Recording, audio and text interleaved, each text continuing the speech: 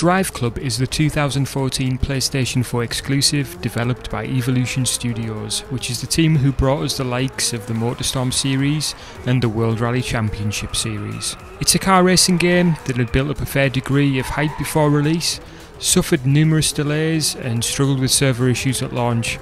Following release, the game had multiple DLC expansions available as well as a season pass, some nice additions like the dynamic weather patch, which even by today's standards looks absolutely stunning, and even had a dedicated PlayStation Plus version which was a trimmed down version of the main game, and this was the edition of Driveclub that got me hooked. I went on to pick up the full game for a small upgrade cost along with the season pass, which provided hours of fun. Further down the road, the Driveclub bikes and Driveclub VR modes became available for download. I didn't get to try these out back in the day, but I have noticed Driveclub bikes is still available to buy. The game was delisted from the PlayStation Store in August 2019, and the servers were shut down in March 2020, so all the multiplayer aspects of this game, including faster slap times and the whole club aspect of having a team that earns points together, are no longer available. The fact that the game is delisted means that you won't be able to buy this game, so essentially you won't be able to play it unless you have previously purchased the digital version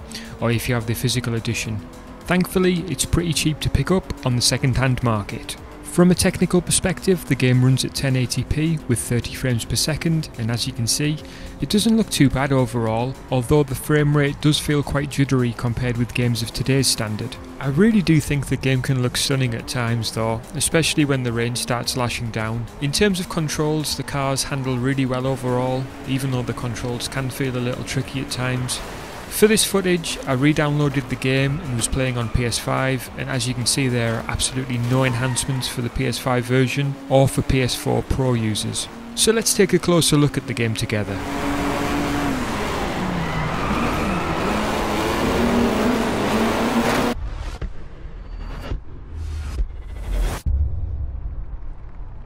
So firstly, let's talk about the race types. So you do have a variety of choices, including a standard race doing laps around a circuit, or point A to point B style race. There's also a sprint option, which is a shorter A to B race. There's drift, which allows players to compete for points, or there's a time trial, which used to feature an online table for the best times around the world and also for your club, just so you could really get competitive with that.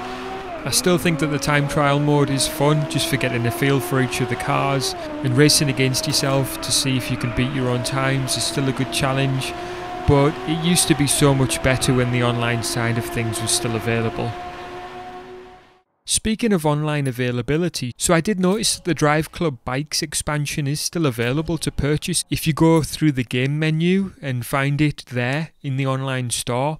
Now this is strange in itself because I couldn't find it in the standard PlayStation Store, but yeah. The other thing that I wanted to mention is if you actually follow the menu through the Driveclub bike section, there is one bike available even if you haven't purchased the DLC.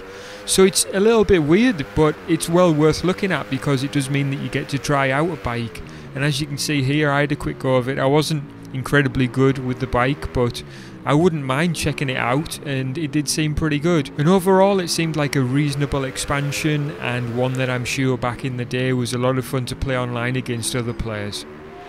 And speaking about the online side of things brings me on to the next part, which is to talk about the club element side of it. So this was the sort of social area of the game. So the idea with the club side of things was that you can search for any number of available clubs. You could be invited to join a club by your friends or anybody really who played the game. You could also invite other players to join your club. From what I remember, you could only be in one club at a time though. You know, you could either have a club yourself or be in somebody else's club. You couldn't do both. Once you were enrolled in a club, you would accumulate points for your club, which obviously also gained XP for yourself, and this could be either online or offline. It was a kind of a fun approach to things and different to what a lot of driving games bring to the table, but I imagine it would have been even more fun if you were in a club with people you were actually friends with, and you could interact with them and kind of work together in that way instead of just sort of seeing what other people have been up to when you log on. I think if this sort of thing was included in the likes of GT7 for example, I think, or any other racing game for that matter, I'm unaware of any other game that features this club aspect. If you can think of any, please do let me know in the comment section below. Next, I want to move on to the gameplay and just talk about how the cars feel, how the game plays, and generally speaking, I can say that the gameplay is a very, very addictive loop of attempting to do better. The one thing that I will say is that it can be frustrating at times when you're trying to win a race and the AI just decides to cut you off or shut you out. I wrote an online article on my website about this game, which I've also published now, and I'll pop a link in the description to that, where I talk about online multiplayer more and some of my experiences with that. And I have to say, I think the online races were a real thrill, and it's sad to see that part now shut down. Similar sort of experiences have been had recently for myself with the likes of Gran Turismo 7 playing online, and just experiencing the thrill of going up against other players and knowing how heated that can get.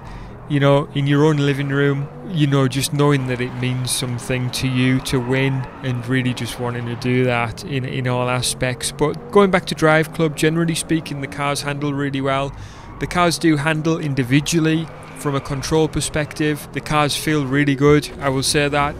I think it's fair to say Driveclub does feel slightly dated, although like I've said, the controls are still really good. Added to which, the sound is absolutely fantastic. Each car sounds different. I was in a race the other day and I noticed a Ferrari F40 came screaming past me, and when I say screaming, it was literally screaming. The tone of the engine was absolutely spot on. The Lamborghinis sound fantastic. There's a Maserati that sounds great. Each of the cars just sound unique, and I think it really does do justice to the original sounds of the engines. And when it comes to the car selection, especially because I've got the season pass, a lot of cars are unlocked, and it's really a vast selection of cars. A lot of classic cars, a lot of old cars, a lot of cars from the time when this game was released, cars that would have been modern in various sections, going all the way up to hypercars. There's so much variety on hand with different speeds, different handling. Some of the cars, quite frankly, can be an utter beast to drive. For example, the Koenigsegg. If you attempt to drive that car,